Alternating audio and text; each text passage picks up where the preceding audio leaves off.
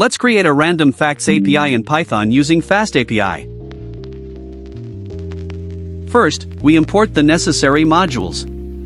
Next, we declare an instance of FastAPI. Then, we create an endpoint for fetching random facts. Using the open function, we read a text file that contains a list of facts.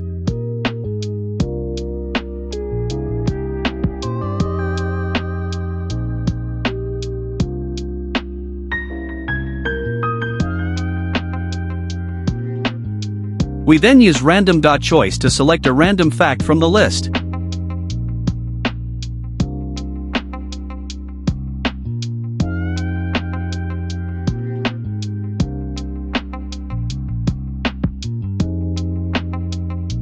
When we run the API, a new fact will appear after every refresh.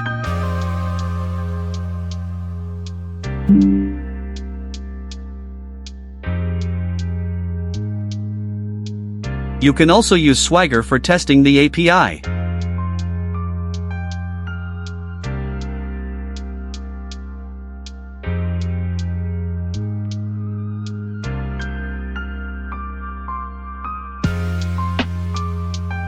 You can find source code in the GitHub.